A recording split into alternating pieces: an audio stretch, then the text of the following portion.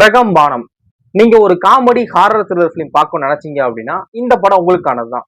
இந்த படத்தோட ஸ்டோரி என்ன அப்படின்னா, வணக்கம், நான் ஆனந்த். இந்த படத்தோட ஸ்டோரி என்ன அப்படின்னா, எர்ணாகுளம்ல காலேஜ் படிக்கிற ஒரு ஃப்ரெண்டோட பாட்டி இறந்துடுறாங்க. அந்த பையன் வந்து எமர்ஜென்சியா உடனே நைட் நைட்டா தன்னோட ஊருக்கு கிளம்பி போறான். அதை பாக்குற அவன் ஃப்ரெண்ட்ஸ் வந்து ஏதோ எமர்ஜென்சி போல அவனுக்கு, நம்மளுமே அவனுக்கு ஹெல்ப் பண்ணணும் போவோம் அப்படின்னு சொல்லி இவங்க என்னன்னே தெரியாம இவங்களும் பின்னாடி போறாங்க. போனதுக்கு அப்புறம் தான் தெரியுது அவனோட பாட்டி இறந்துட்டாங்க, அதனாலதான் அவன் அவசரமா வந்திருக்கான் அப்படின்னு.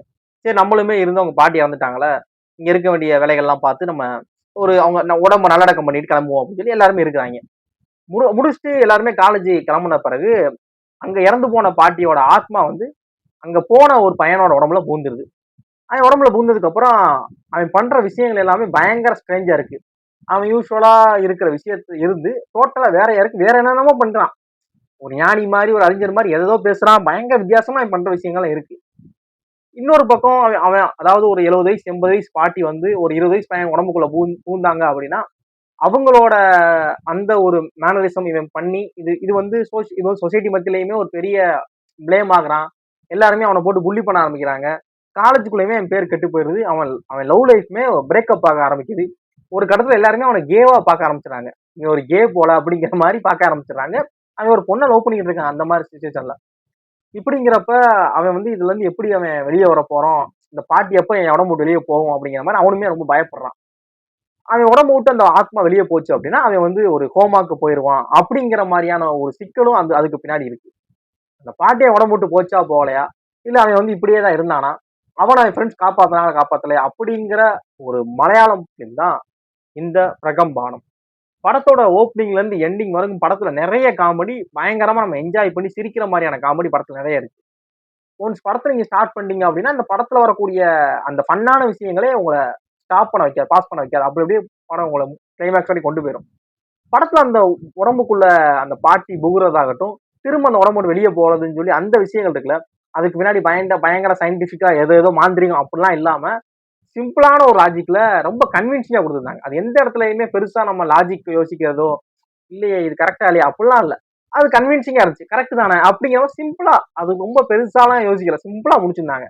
அந்த விஷயம் நல்லா இருந்துச்சு. படத்தோட டைரக்ஷன் விஜேஷ் அவரும், படத்தோட ரைட்டிங் ஒர்க் ஸ்ரீஹரி அவங்களும் ரொம்ப சிறப்பா பண்ணியிருக்காங்க. நிறைய இடங்கள்ல ஆடியன்ஸை வந்து உட்கார வைக்கிறதுக்கான விஷயம் படத்துக்குள்ள இருக்கு. எந்த இடத்துலயுமே ஒரு ஒரு ஹாரர் த்ரில்லர் ஃபிலிம் அப்படிங்கிறப்ப ரொம்ப ஓவரா ஹாரர் த்ரில்லர் பயந்து பயந்து பார்த்தேன் அப்படிங்கிற மாதிரி இல்லாம அந்த ஹாரர் வந்து ஜம்ஸ்கர் படத்துக்குள்ள இருக்கு. நிறைய ஜம்ஸ்கர் மூமெண்ட்ஸ் எல்லாம் படத்துக்குள்ள இருக்கு. நம்ம திடீர்னு நம்மள மூஞ்சி மேல அரட்டி விடுறது அப்படியெல்லாம் இருக்கு. ஆனா அது அது மட்டும் படத்துல இல்லாம நிறைய ஃபன்னான விஷயங்கள் படத்துக்குள்ள இருக்கு. அது எல்லாமே நம்மள சிரிச்சு என்ஜாய் பண்ண வைக்கிற மாதிரியான நிறைய விஷயங்கள் படத்துக்குள்ள இருக்கு. அது எல்லாமே படத்துல பாக்குறப்ப ரொம்ப நல்லா இருக்கு. இன்னொன்னு படத்தோட அந்த லொகேஷன், படம் ஒரு மலையாள பிலிம் அப்படிங்கிறப்ப எர்ணாகுளம் காலேஜ் அந்த மாதிரி விஷயங்கள் காமிக்கிறது, காலேஜுக்குள்ள வந்து ஸ்டூடெண்ட் செலெக்ஷன் காமிக்கிறது அப்படின்னு சொல்லி ஹாஸ்டல் ரூம் பாக்குறப்ப வித்தியாசமா இருக்கு. ஒரு காலேஜ்ல பாக்குறப்ப ஒருவேளை உண்மையிலே கேரளால காலேஜ்ல இப்படிதான் இருக்குமா, அந்த காலேஜுக்குள்ள இவங்களே இஷ்டத்துக்கு படம் வரைஞ்சிக்கிட்டு அந்த காலேஜுக்குள்ள வந்து மார்க்ஸ் நினைக்கிறேன், காரல் மார்க்ஸ் நினைக்கிறேன் அவங்க படம், இந்த மாதிரியான தலைவர்களோட படங்கள்லாம் வரைஞ்ச மாதிரி ஒரு விஷயங்கள் இருக்கட்டும். காலேஜுக்குள்ளேயே வந்து இஷ்டத்துக்கு தண்ணி டோப்பு கீப்பு கஞ்சா சொல்லி இஷ்டத்துக்கு இது பண்றதெல்லாம் இது வந்து இங்கேயுமே இருக்கு, சில காலேஜுகள்ல இருக்குன்னு வச்சுக்கோங்களேன். இந்த காலேஜுக்குள்ள படம் வரையுது, அந்த காலேஜ் வேற மாதிரி இருக்கு, காலேஜ் மாதிரியே இல்ல. இப்படிலாம் காலேஜ் இருக்குமா, இப்படிதான் இருக்குமா அப்படிங்கிற மாதிரி தான் காலேஜா அப்படிங்கிற மாதிரியான விஷயங்கள் தோணுது. இல்ல உண்மையிலேயே அப்படிலாம் காலேஜ் இருக்கு எர்ணாகுளத்துல, இல்ல கண்ணூர் கேரளால அப்படிலாம் இருக்கு அப்படின்னு நான் படிக்கிறேன் அப்படின்னு யாராவது வீடியோ பாத்தீங்கன்னா மறக்காம கவுண்ட் பண்ணுங்க, தெரிஞ்சுக்கிறேன் இந்த மாதிரி எல்லாம் காலேஜ் இருக்கு போல அப்படின்னு. ஏன்னா அதை பாக்குறப்ப எனக்கு புதுசா இருக்கு. காலேஜுக்குள்ள இஷ்டத்துக்கு அந்த அந்த ஹாலே பாத்தீங்க அப்படின்னா கிளாஸ் ரூமோட பெருசா இருக்கு. ஒரு 4 பேர் 5 பேர் படுக்கிறாங்க, இஷ்டத்துக்கு வரைஞ்சிருக்காங்க. அது காலேஜ் மாதிரி இல்ல. இஷ்டத்துக்கு அந்த அந்த பில்டிங் ஃபுல்லா ரூம் ஃபுல்லா வரைஞ்சு அவங்களுக்கு பிடிச்ச மாதிரி படத்தை ஒட்டி அது இதுன்னு இருக்கு. படத்தை ஒட்டுறது நார்மல் தான். காலேஜ் அந்த அந்த ரூம் பெயிண்டிங் எல்லாம் பண்ணிருக்காங்கிறேன்.